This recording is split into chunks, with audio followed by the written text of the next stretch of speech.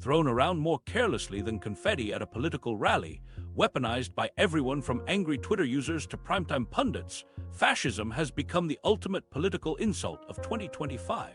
But here's the problem. Most people using this word couldn't define fascism to save their lives. And with Freedom House reporting that global freedom has declined for 19 consecutive years, understanding what we're actually talking about matters more than ever. When Timothy Snyder and other scholars note that applying 20th century definitions to modern movements leaves them struggling to identify what they're looking at, you know we're in trouble.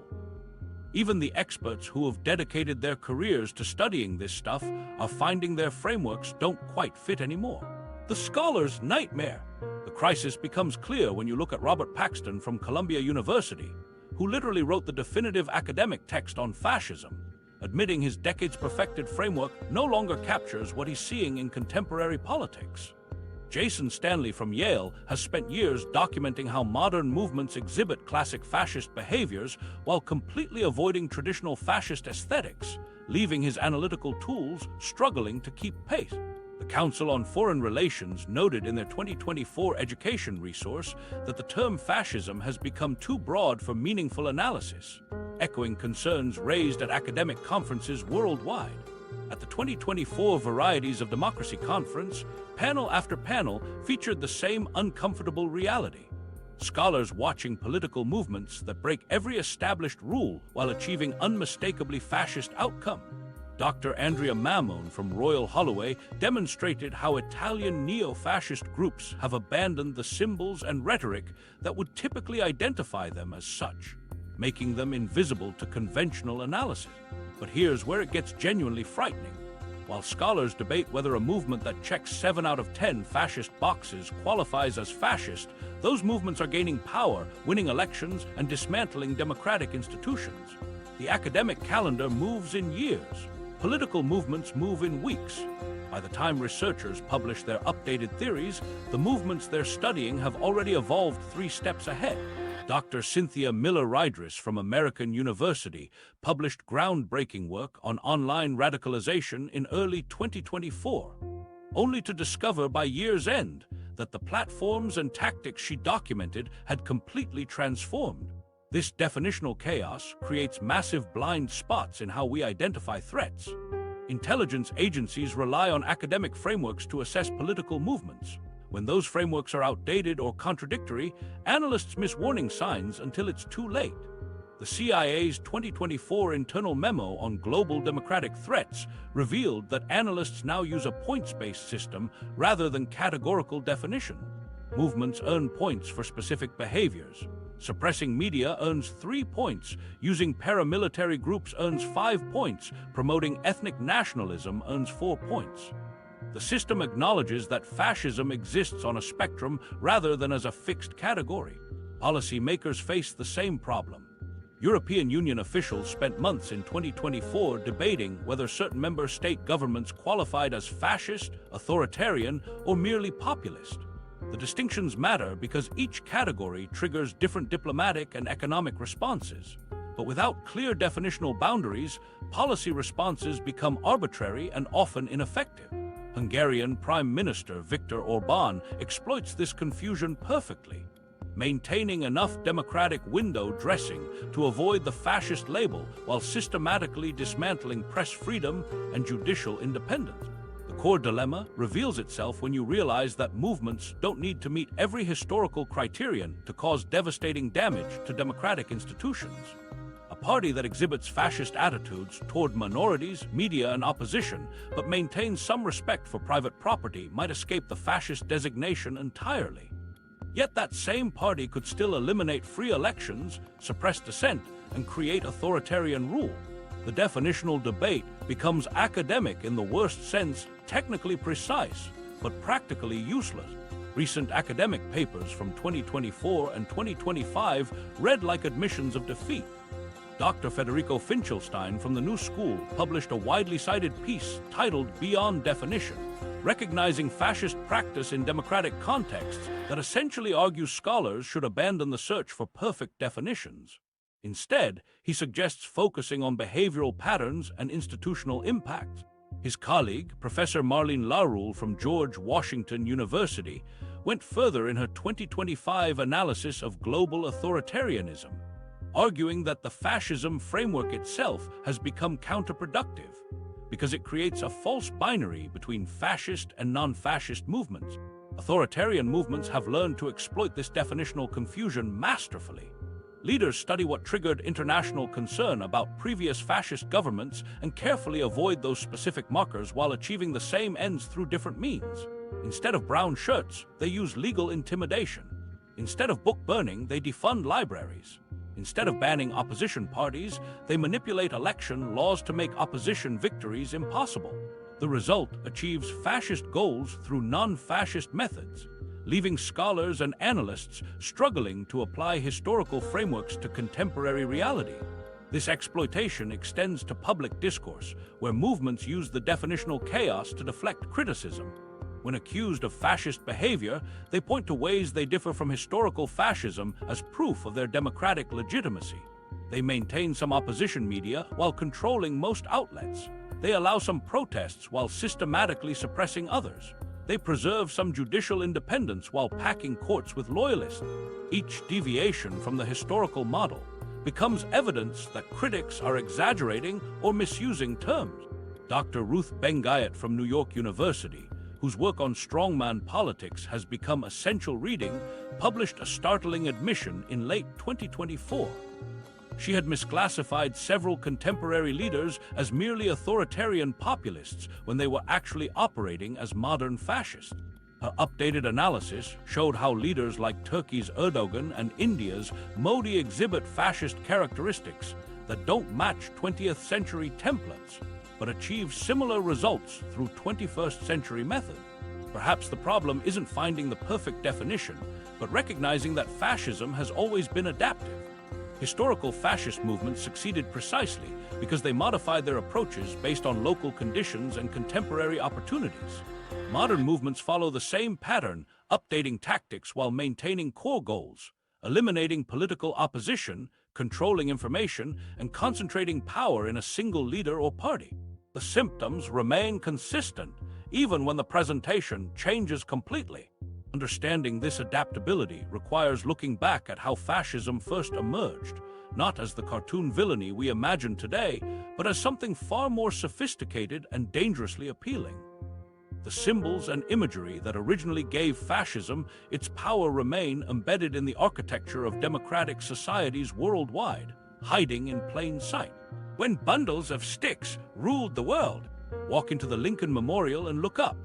Right there, carved into the marble walls flanking Abraham Lincoln's statue, you'll find bundles of rods bound together with an axe blade.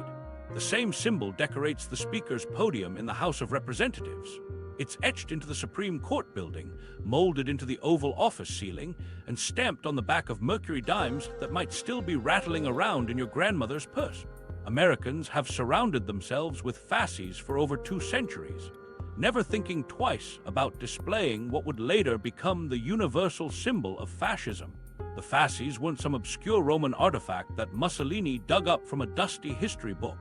For ancient Roman magistrates, these bundled rods represented their penal authority and the state's legitimate power to maintain order through force if necessary. A single stick snaps under pressure, but bind enough sticks together and you create something nearly unbreakable. The axe blade jutting from the bundle reminded everyone that this unified strength carried the authority to enforce justice, even through violence when required. When America's founders designed the Capitol building, they deliberately incorporated fasces into the architecture to symbolize unity and align the new republic with Rome's legacy. The symbol appeared throughout 18th and 19th century American government buildings, representing the idea that individual states bound together would create unbreakable federal strength. This wasn't Mussolini's import to America. It was already embedded in the nation's founding imagery, waiting to be exploited by movements that understood its psychological power. This imagery of strength through unity proved irresistible to post-World War I societies that had watched their old world collapse into chaos. Italy emerged from the Great War facing hyperinflation that destroyed middle-class savings and made basic necessities unaffordable for ordinary families. The fasces offered a compelling visual metaphor for rebuilding. Take the scattered, broken pieces of society and bind them together into something stronger than the sum of its parts. The symbol suggested that unity itself could solve the seemingly impossible problems facing modern nations. But here's what makes the early fascist movements so unsettling to study. They weren't populated by the mustache-twirling villains we imagine today.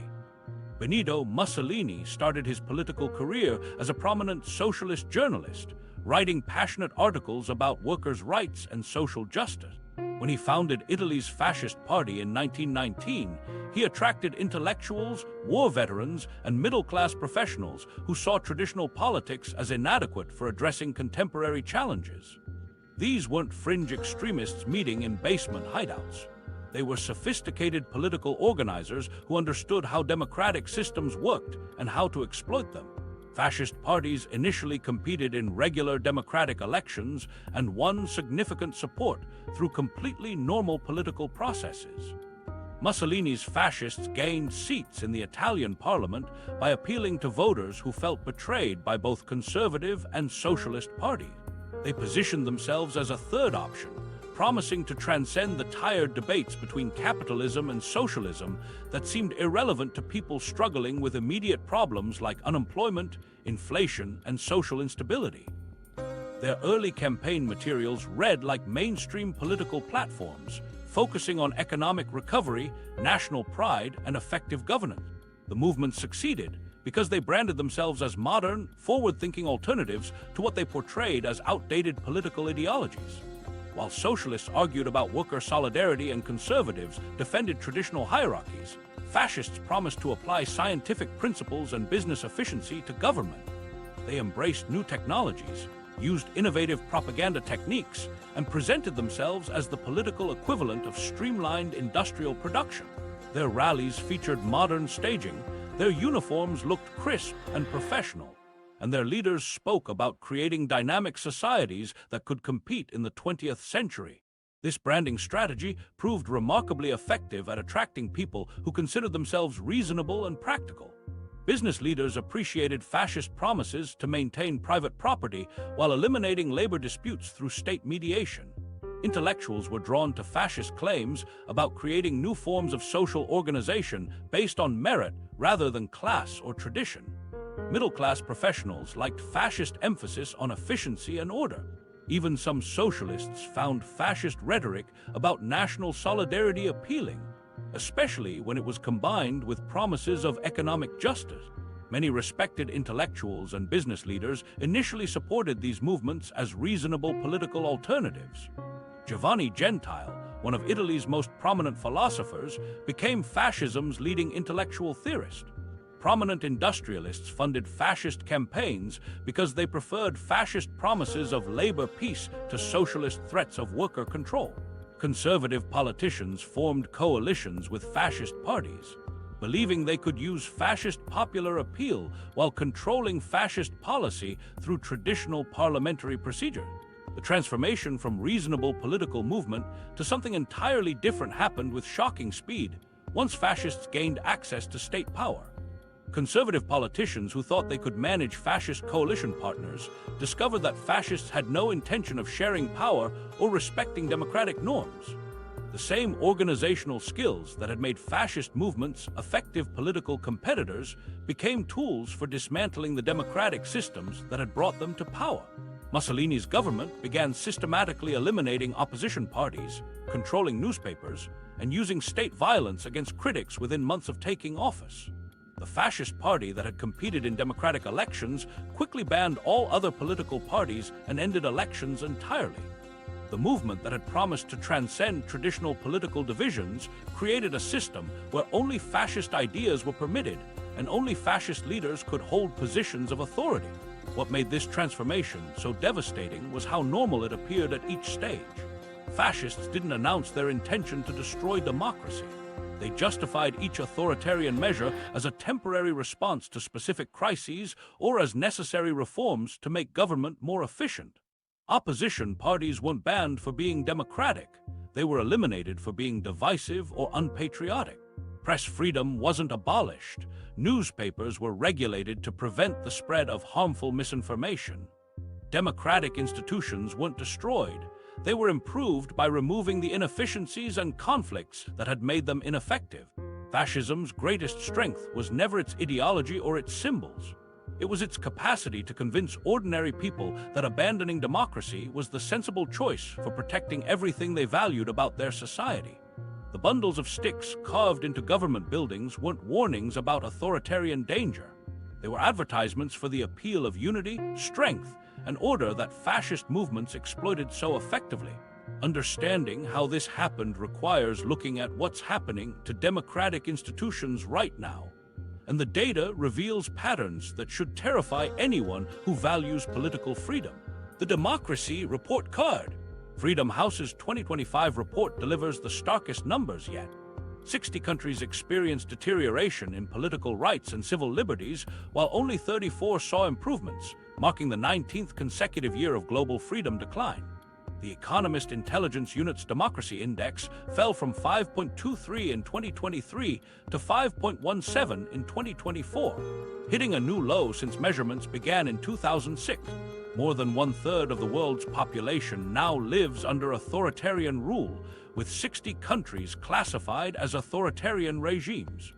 These aren't just statistics. They represent billions of people watching their freedoms disappear in real time.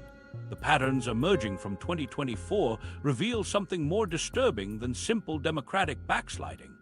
Traditional measures of democratic health focus on obvious violations like banned elections or imprisoned journalists.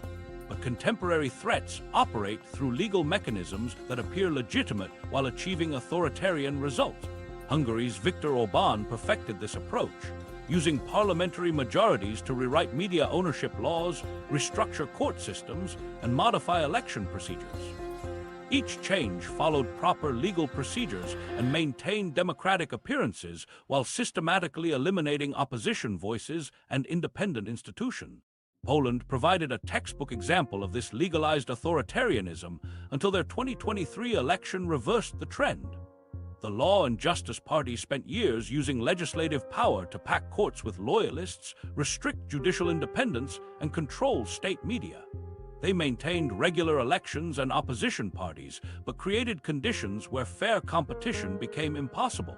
Their tactics spread across Eastern Europe like a political virus, with leaders in Slovenia, Czech Republic, and Slovakia adopting similar strategies of democratic destruction through democratic means. Technology has accelerated these processes beyond anything historical fascist movements could have imagined. Social media platforms allow authoritarian leaders to bypass traditional media and speak directly to supporters, while algorithm-driven content amplification creates echo chambers that reinforce existing beliefs and radicalize moderate position. The 2024 elections saw unprecedented use of artificial intelligence to generate fake news, deepfake videos, and targeted disinformation campaigns that made it nearly impossible for voters to distinguish reliable information from manufactured content. Contemporary authoritarians have studied the failures of 20th-century fascist movements and developed more sophisticated approaches that avoid the mistakes that led to international intervention and domestic resistance. Instead of dramatic coups or violent takeovers, they use gradual institutional capture that appears reasonable at each stage. They don't ban opposition parties. They investigate opposition leaders for corruption. They don't shut down newspapers. They buy media companies or pressure advertisers to withdraw support. They don't abolish courts. They expand court sizes and appoint loyal judges. Legal and constitutional mechanisms have become the primary weapons for dismantling democratic institutions from within.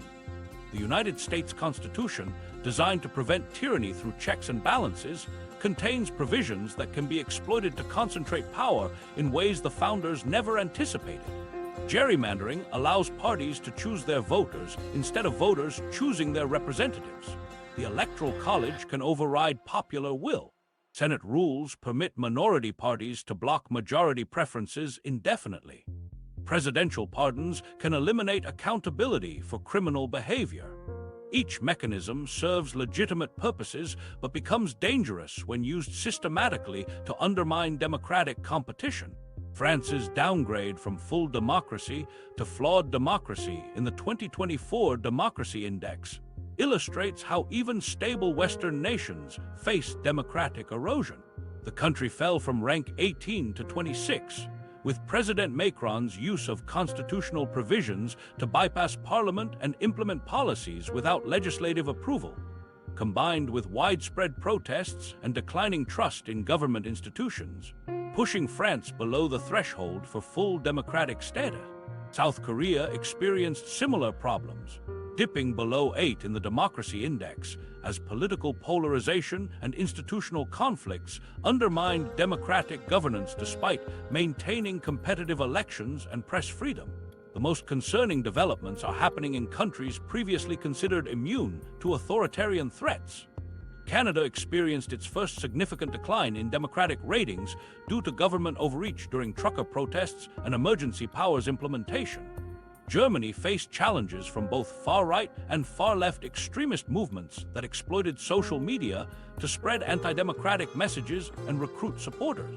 Australia struggled with media concentration and government secrecy that limited transparency and accountability. El Salvador, Haiti, Kuwait, and Tunisia recorded the largest democratic score declines in 2024, each following different pathways toward authoritarianism. El Salvador's Nayib Bukele used popular support for anti-crime measures to justify expanding presidential powers and undermining legislative and judicial independence. Haiti's collapse into gang violence and institutional failure eliminated most semblance of democratic governance. Kuwait's ruling family increased restrictions on political opposition and civil society organizations. Tunisia's president dissolved parliament and ruled by decree, reversing the democratic gains of the Arab Spring. Meanwhile, Bangladesh, Bhutan, Sri Lanka, and Syria recorded the largest democratic gains, showing that democratic progress remains possible even in challenging circumstances. Bangladesh's student-led protests forced authoritarian Prime Minister Sheikh Hasina from power and created opportunities for democratic renewal. Bhutan continued its gradual transition from absolute monarchy to constitutional democracy. Sri Lanka's economic crisis led to the ouster of the Rajapaksa dynasty and restoration of competitive politics. Armed conflicts and violence have accelerated democratic decline across multiple regions.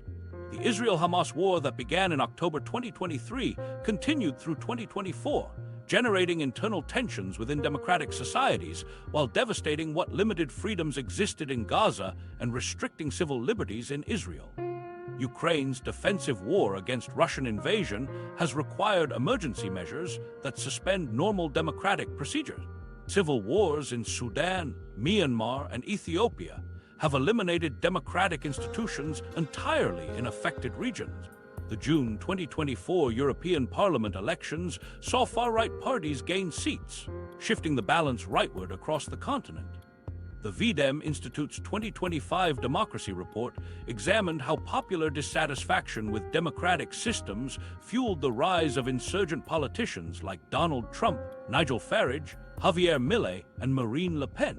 These leaders exploited voter frustration with traditional politics by promising to restore national greatness and eliminate corrupt establishments.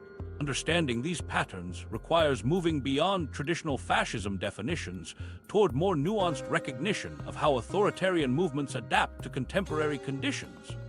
Modern threats don't announce themselves with jackboots and torchlight parades. They emerge through legal procedures, democratic rhetoric, and popular support, while systematically eliminating the foundations of democratic governance.